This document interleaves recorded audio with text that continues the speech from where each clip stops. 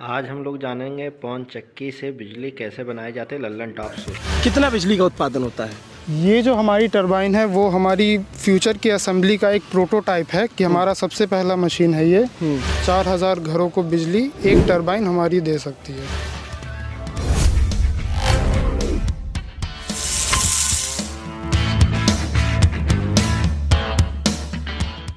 अभी आपको स्क्रीन पे घूमती हुई पवन चक्की दिखाई दे रही होगी। इसको विंडमिल कहते हैं अंग्रेज़ी में। एक बड़ा सा विंडमिल है और हम यहाँ मुंद्रा पोर्ट पे आए थे स्टोरी करने के लिए, कवर करने के लिए। तो हमें लगा कि आपको इस विंडमिल के बारे में भी बताना चाहिए कि ये कैसे बिजली बनाता है। तो हम यहाँ चले आए विंडमिल के पास में, और ये जितना फिल्मों में दिखता है, जैसे आप फिल्मों में गानों की शूटिंग में देखते हैं, उससे कहीं ज़्यादा बड़ा है। और मैं जब यहाँ खड़ा हूँ तो मुझे इसकी आवाज़ भी अच्छे से सुनाई दे रही है कि जो ये हवा को काटते हुए चल रहा है, इससे बिजली बनाई जाती है। तो हमको एक भाई साहब मिले यहाँ पे। आपका क्या नाम है सर? नमन। तो नमन जी हमको बताएंगे कि ये विंडमिल, जैसे आपने हमारा एक वीडियो देखा होगा कोयले से कैसे बिजली बनती है, तो आज हम आपको दिखाने वाले हैं कि इस विंडमिल से कैसे बिजली बनती है। तो नमन उसमें हमारी हेल्प करेंगे।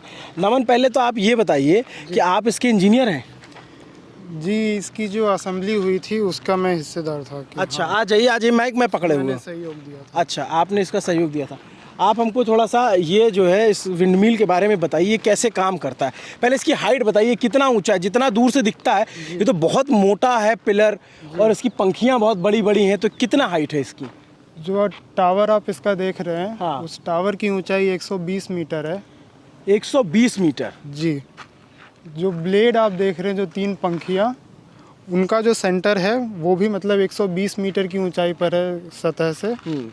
और जो ब्लेड, जो इसका हाईएस्ट पॉइंट है, जब वो ब्लेड आप देखेंगे वो टावर के सी लाइन में आ जाता है, तब उसकी हाइट हो जाती है 200 मीटर, क्योंकि जो हमारा ब्लेड है उसकी 78 मीटर लेंथ है।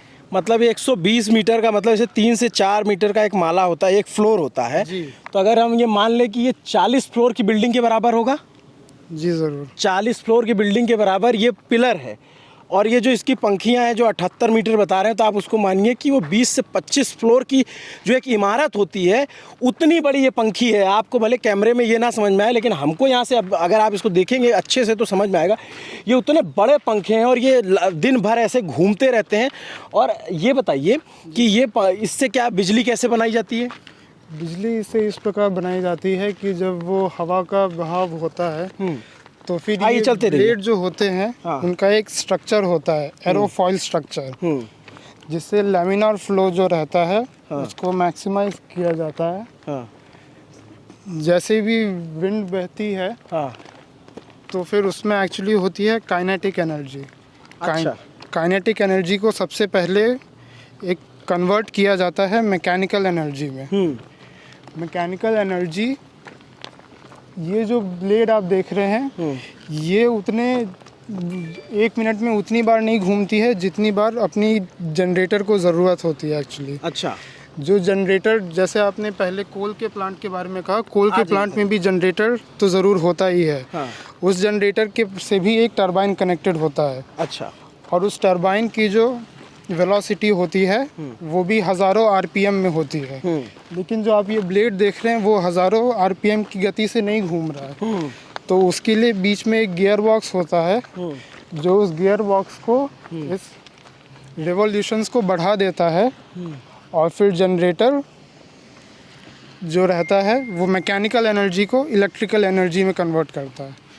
अच्छा, ये थोड़ा हमको और आसान भाषा में बताइए कि जैसे ये, पहले हमको इसके इस पंखे के बारे में बताइए। जैसे ये इस पंखी में मैं देख पा रहा हूँ थोड़ा नुकीला सा है। जी। ये नुकीला क्यों है? ये नुकीला एक्चुअली, ये जब इसकी टिप के पास आप जाइएगा तो ताकि जो बहाव है उसको, रेजिस्टेंस को कम कर सके, इसलिए ही कि हाँ हाई टू लो प्रेशर जो है तो इसका कंटिन्यूस रिवॉल्यूशन भी होता रहे। कंटिन्यूस रिवोल्यूशन होता रहे। तो ये जो है एक समंदर का किनारा, गल्फ ऑफ कच्छ की जो खाड़ी है, जहाँ पे मुंद्रा पोर्ट है, उसी पोर्ट के उसी मुंद्रा प्रेमाइसिस के अंदर जो है ये एक विंडमिल लगी, और इस तरीके के 6 विंडमिल और भी लगी हुई हैं जो काफ़ी बड़ी हैं। तो इससे कितना बिजली का उत्पादन होता है? ये जो हमारी टरबाइन है वो हमारी फ्यूचर की असेंबली का एक प्रोटोटाइप है कि हमारा सबसे पहला मशीन है ये। इसकी क्षमता 5.2 मेगावाट है। 5.2 मेगावाट यानी कि 1 घंटे में अगर ये पीक कैपेसिटी पे घूमे तो 5.2 मेगावाट यूनिट्स बिजली ये प्रोड्यूस करेगी। अच्छा जी 5.2 मेगावाट्स को अगर हम समझें इस तरीके से 1 घंटे में इतनी बिजली देगा कि एक अच्छे खासे गांव को ये रोशन कर सकता है। जी 1 साल के लिए अगर देखा जाए तो फिर जो हमारा अनुमान था उससे 4000 घरों को बिजली एक टरबाइन हमारी दे सकती है। एक टरबाइन 4000 घरों को बिजली दे जी सकती है। जो एवरेज पर कैपिटा कंजम्पशन होता है पर हाउस होल्ड का, इस हिसाब से देखा जाए तो 4000 घरों को 4000 घर। अब जैसे ये अब थोड़ा सा और इसको सिंप्लीफाई करते हैं, जैसे ये आप समंदर किनारे पे अच्छी हवा चलती है तेज़, तो ये उन्हीं जगहों पे लगाया जाता है जहाँ हवा का फ्लो बढ़िया रहे। जी तो अब जैसे ये दिन भर ऐसे घूमेगा, जी हाँ, तो ये कितनी बिजली प्रोड्यूस करेगा पूरे दिन में? ये एक्चुअली डिपेंड करता है कि मौसम कौन सा है। अच्छा। और मौसम के हिसाब से हवा का बहाव भी बदलता रहता है। अच्छा तो जो 5.2 मेगावाट है वो कंटिन्यूस सप्लाई नहीं रहेगा, वो हवा के बहाव पे डिपेंड करेगा कि हवा उस टाइम पे कितनी है। जी 5.2। तो ये मान लीजिए हवा से बिजली बन रही है, तो अंदर क्या टरबाइन लगी हुई है? जी हाँ, मतलब मेन शाफ्ट है जो गियर बॉक्स से कनेक्टेड है। और गियर बॉक्स में जो है, जो ये 8 से 10 या 10 से 12 जो रिवॉल्यूशन एक ब्लेड का रहता है 1 मिनट में, उसको वो गियर बॉक्स हायर अप कर देते हैं, accelerate in the sense step up कर देते हैं, जिससे वो 1000 से 1500 रिवॉल्यूशन पर मिनट से घूमे, ताकि जो जनरेटर है वो उसी फ्रीक्वेंसी को फिर बाद में बिजली प्रोड्यूस करे। तो इसकी जो ये मान लीजिए पंखा चला, इसने टरबाइन से जैसे बिजली बनी, तो इकट्ठा कहाँ होती है बिजली? इकट्ठा एक्चुअली ये बिजली कहीं होती नहीं है, क्योंकि हम यहाँ पे एसी इलेक्ट्रिसिटी प्रोड्यूस कर रहे हैं, तो एसी इलेक्ट्रिसिटी को हम स्टोर नहीं कर सकते हैं। वो जैसे ही प्रोड्यूस होती है उसे हमें ट्रांसफ़र करना रहता है। तो इसीलिए हमारा जो टरबाइन है इसमें ट्रांसफार्मर ऊपर नहीं है, तो इसमें पावर केबल जो है वो आती हैं ट्रांसफार्मर में, और ट्रांसफार्मर इस बिजली को वापस एक बार स्टेप अप करते हैं ताकि वोल्टेज लेवल को हाई करें और करंट को कम करें, ताकि जो नुकसान होता है करंट के लॉस के कारण वो कम हो सके। तो ये जो पीछे बक्सा टाइप का दिख रहा है अमितेश, अगर थोड़ा उधर से अगर ये दिख रहा है, इसमें बक्सा आपको दिख रहा है ये? जी, अगर ये पीछे जो पंखे के पीछे लगा हुआ है, जी ज़रूर, ये क्या है? उसे हम नेसल कहते हैं। उस नेसल के अंदर काफ़ी की कंपोनेंट्स हैं, जैसे कि सबसे पहले हब जो है वो मेन शाफ्ट से कनेक्ट होता है। मेन शाफ्ट जो है वो बाद में गियर बॉक्स से कनेक्ट होता है। और गियर बॉक्स जो है वो बाद में जनरेटर से कनेक्ट होता है, और उसी के साथ काफ़ी सारे पैनल्स रहते हैं, लो वोल्टेज यूनिट पैनल्स, और काफ़ी सारे सेंसर्स रहते हैं जो मेन शाफ्ट और गियर बॉक्स से कनेक्टेड रहते हैं, जो काफ़ी सारी चीज़ों को मॉनिटर करते हैं कि अभी विंड स्पीड कितनी है, कि हमें उसको किस तरीके से अभी और आगे कंट्रोल करना है, ताकि एक समान सा फ्लो ज़्यादातर समय हमें मिला करे। तो आप जैसे इसमें तार वार तो हमको कहीं दिख नहीं रहा लगा हुआ, तो बिजली जाती कैसे यहाँ से?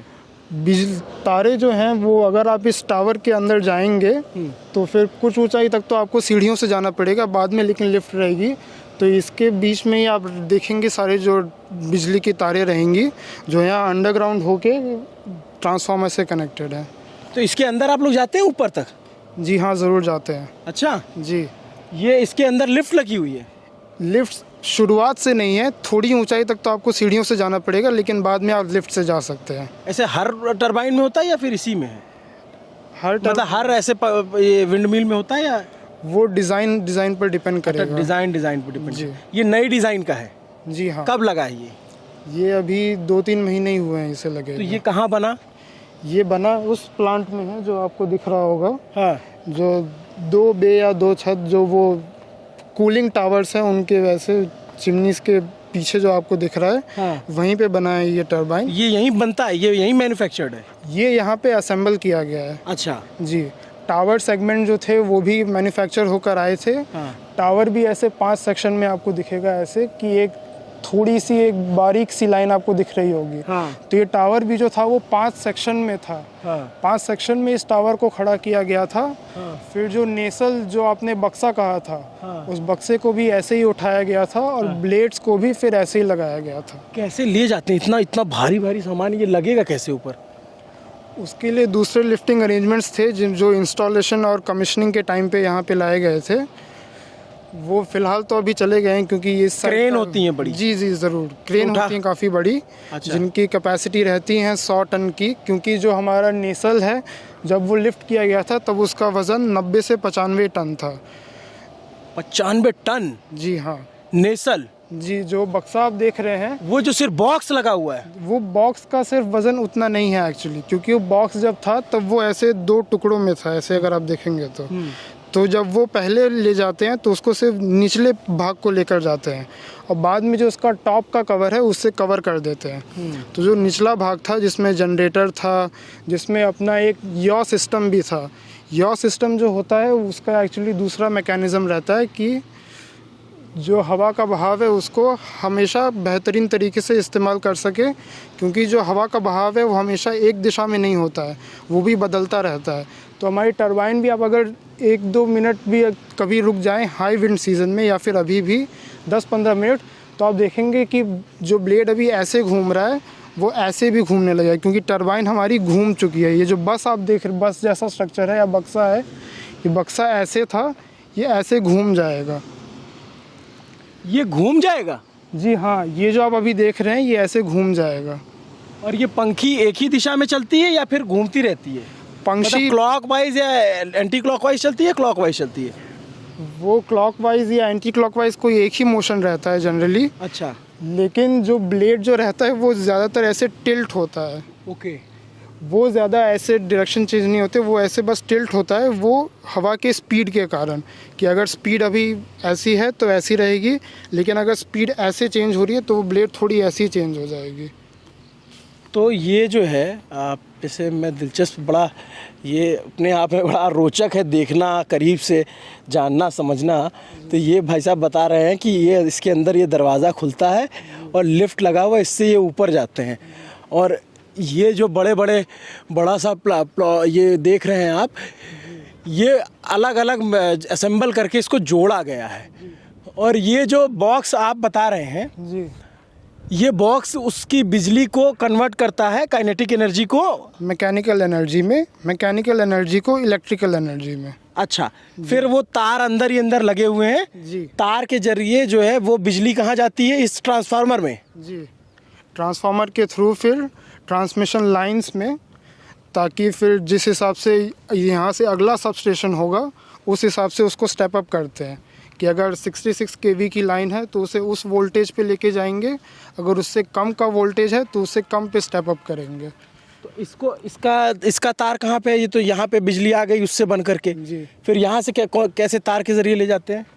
वो भी अंडरग्राउंड है क्या? जी हाँ, वो भी अंडरग्राउंड है, ये अभी ओवरहेड नहीं है। अच्छा। जी, तो ऐसे जो बाकी विंडमिल लगे हैं उसका भी सिस्टम ऐसे ही होता है ज़्यादातर, क्योंकि वहाँ पे भी एक सबस्टेशन तो होता ही है। हाँ। मेन सबस्टेशन, जहाँ से फिर वो ट्रांसमिशन टावर्स के थ्रू जाते हैं। जो बड़ी बड़ी साइट होती हैं वहाँ पे तो जो पावर फ्लो रहता है वो तो ओवरहेड ही रहता है। यहाँ पे हमारी ये पहली टरबाइन है तो ये दूसरी सबस्टेशन में जा रही है, तो इसलिए ये अंडरग्राउंड। आपने बहुत अच्छे तरीके से बताया कि कैसे बिजली बनती है इससे। तो ये जो है हर जगह लगता है विंडमिल, या अभी कहाँ कहाँ लगाया जा सकता है इसको? इसका भी सबसे पहले एनालिसिस किया जाता है। हाँ। कि किस जगह पे विंड का जो फ्लो रहा है उसे एनालाइज करते हैं। हाँ। कि over the period of time कि यहाँ पे हवा कैसी मिलती है। अच्छा। तो उस हिसाब से साइट का सिलेक्शन किया जाता है। हाँ। उस साइट के सिलेक्शन के बाद ही एक डिसाइड किया जाता है कि हाँ यहाँ पे हम इतनी टरबाइन लगाएंगे या फिर नहीं लगाएंगे। अच्छा, तो इस तरीके से पूरा ये अभी आपने पूरा प्रोसेस समझा कि किस तरीके से बिजली बनती है। ये पंखा है, मतलब ये बहुत ह्यूज है, मेरे लिए भी बहुत ये आश्चर्यजनक है। मेरे साथ अमितेश हैं, उनके लिए भी बड़ा रोमांचकारी है इस तरीके से देखना कि जितना ये दिखता है उससे कहीं ज़्यादा बड़ा होता है। और एक तरीके से ये किस तरीके से बिजली बना रहा है वो भी आप अभी इंजीनियर थे, वो आपको समझा रहे थे बेहतर तरीके से। तो ये बड़ा दिलचस्प, अभी यहाँ पे आवाज़ सुनाई दे रही है, साए साए से एक तरीके से अजीब सी आवाज़ है जो आती है। ये पंखा पूरी तरीके से चलता है, नुकीले ब्लेड हैं इसके, मतलब अगर इससे कोई पक्षी वक्षी टकरा जाए तो उसको नुकसान होगा इससे। और ये अलग ही एरिया में है, यहाँ से थोड़ी ही दूर पे समंदर आ जाएगा, कच्छ की खाड़ी आ जाएगी। तो ये वीडियो हमें ये बड़ा रोचक लगा। मुझे लगा कि आपको ज़रूर बताना चाहिए कि ये सिस्टम जो आप फिल्मों में देखते हैं या फिर कहीं सीनरी में शॉट नज़र आते हैं, ये विंडमिल काम कैसे करता है, बिजली कैसे बनाता है। तो हमें लगता है कि आपको काफ़ी कुछ जानकारी मिल गई होगी। अगर आपको लल्लन टॉप का ये वीडियो पसंद आया तो कमेंट करके ज़रूर बताइए। कैमरे के पीछे मेरे साथ अमितेश हैं और मैं अभिनव पांडे। बहुत बहुत शुक्रिया ये वीडियो देखने के लिए।